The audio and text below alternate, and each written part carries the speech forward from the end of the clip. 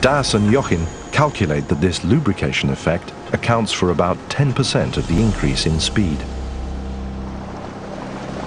So there must be another powerful force behind the surge of ice from Greenland. The latest ocean research may have found it. Around 1997, there was an abrupt 1.6 degrees Celsius jump in coastal water temperatures, exactly when the outlet glaciers began to speed up. At the foot of Jakobshavn Glacier in Disco Bay, Ian Howard is investigating how the ocean could be eating away at the edges of the ice sheet. Trying to get a handle on how the ocean and the ice interact. And so by that I mean how heat is transferred from the ocean, which is this huge source of heat, up against this ice sheet.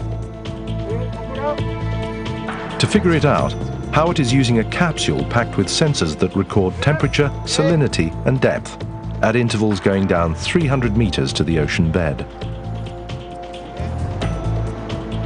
The measurements give Howard an immediate picture of how the meltwater streaming off the glacier and the denser salt water below stack up like a layer cake.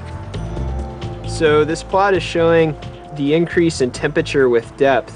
What we see here is very cold, nearly freezing water at the surface, and then as we go down, it increases its temperature as it mixes with the warmer ocean water below. Howard thinks the rush of cold meltwater coming off the glacier might be creating a vacuum at the calving face that pulls the warm ocean water underneath it, delivering heat directly to the base of the glacier. One hypothesis is that as you increase the melt and you increase the force of this conveyor belt of fresh water going out of the fjord, you're bringing more heat from the ocean into the fjord to melt more ice, and that would be a strong feedback that could actually lead to more glacier melting. It's a much more dynamic environment than we've thought in the past. The story of the mountain glaciers and the ice sheets shows that abrupt changes in the ice aren't the exception, they are the rule. There are concerns that we get to some point beyond which strong feedbacks in the climate system kick in and cause changes that we're really unprepared to deal with.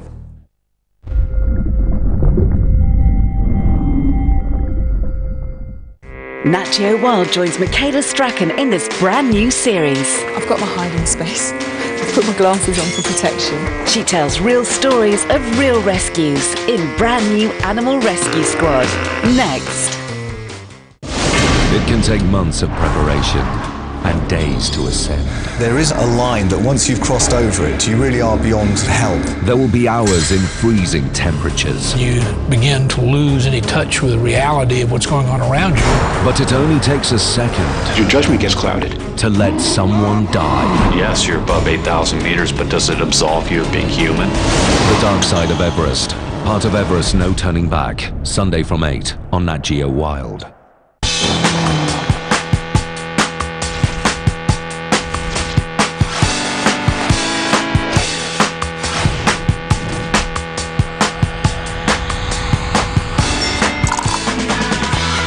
Join Ewan and Charlie on their epic journey from Scotland to Cape Town.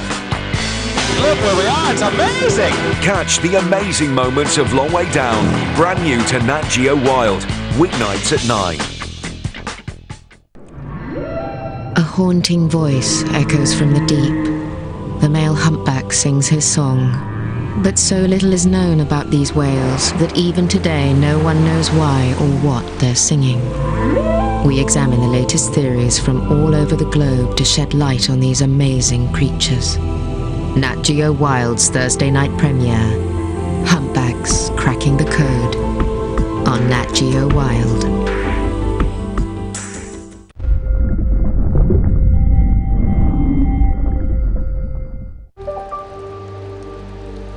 The ice may have more surprises to come, but based on the latest research, the best guess for future sea level rise comes down to a simple calculation. In the next 100 years, the oceans will expand on their own as they warm, accounting for about 30 centimeters of sea level rise. Another 30 centimeters will likely come from the loss of the world's mountain glaciers as they melt away. The ice sheets of Greenland and Antarctica won't disappear, but their combined melt is expected to add about another 30 centimeters. The total equals an estimated sea level rise approaching 1 meter in the next 100 years. It may not sound like much, but over 100 million people live within a meter of sea level.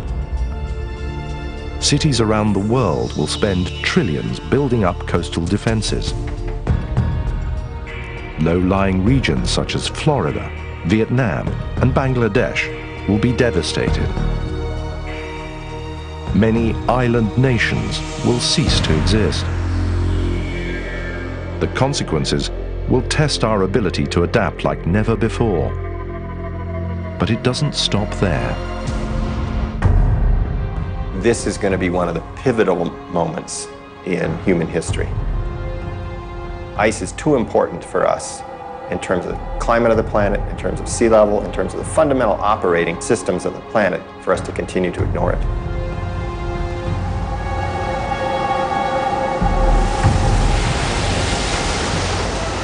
The final chapter of Balog's story plays out on the southern coast of Iceland, where he discovers an unrivaled confrontation between the ice and the sea.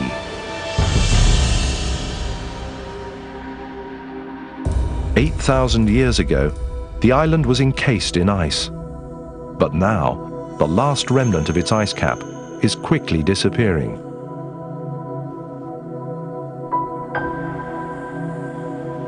As the ice seeps down towards the sea, it discharges into a meltwater lagoon.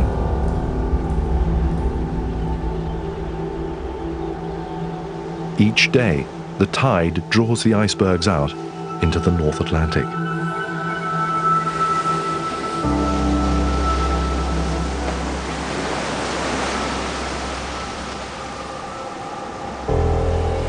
I'm not aware of any other place in the world where you can see this dynamic between the ice and the surf in the same way.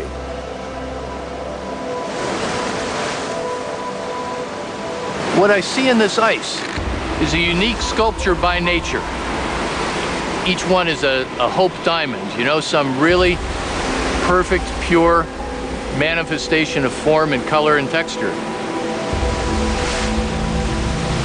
They come up here on the waves, they sit here for 12 hours after the tide goes out, then the tide comes back in, takes them away, and they're gone for good. And in that transitoriness, I see extinction.